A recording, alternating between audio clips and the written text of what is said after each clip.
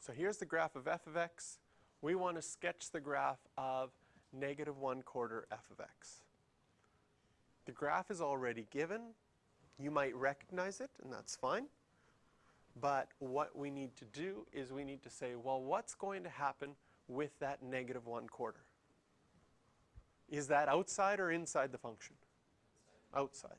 So it's going to affect the y. It's going to multiply the y by 1/4, exactly as you see it. So if we take some key points on this graph, obviously 0, 0 is a key point on our original graph. What's going to happen when you multiply the y by negative 1/4? It stays the same. So this point, 0, 0, will also be on our regular graph. Now, there is the point 2, 2, 1, 1, 3, 3, 4, 4, 6, 6, 8, 8. We need to do a couple more points to get an idea for this graph. If we know that we're going to multiply the y by negative 1/4, why might I want to choose 4, 4 instead of 3, 3? It's easier. Why? Because 4 is bigger? Because it divides nicely, right?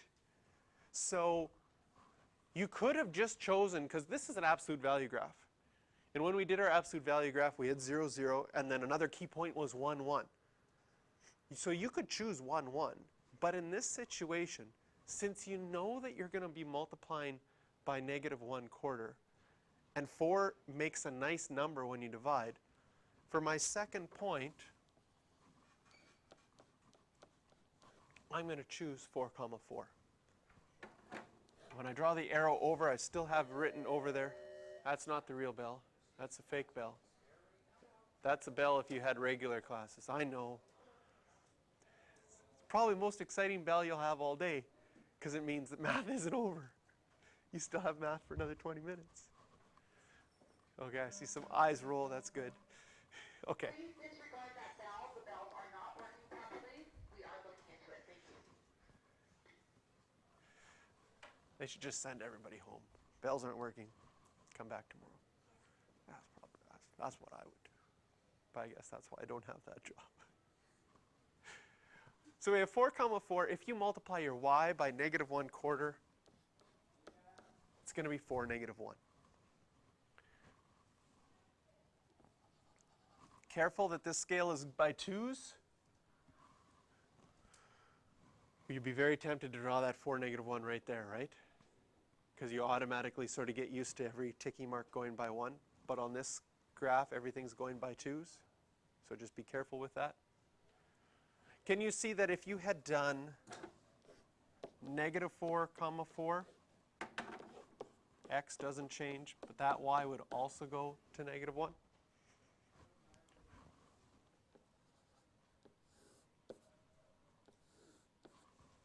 And so here we have the graph. Oh, I forgot to record this one. No, I'm recording. Okay, good. I remembered. Wow, we're going to have a whole bunch of stuff on that video about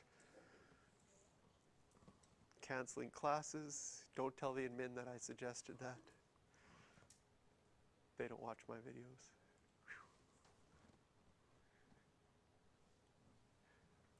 So here we have the graph, and all that's happened is your y has been multiplied by negative 1/4. The negative flipped it, and the 1/4 compressed it vertically.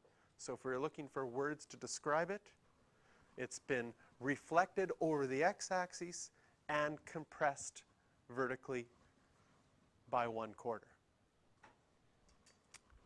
So what is our domain and range? Well, our red one, our original one, the domain was everything, and the range was y was bigger than or equal to 0. And on our blue one, our domain is still everything, but now our range is y is less than or equal to 0. In fact, you could just apply this same thing to the range. If my range was bigger than or equal to 0 and I multiplied it by a negative, multiplying by a negative with an inequality flips the sign.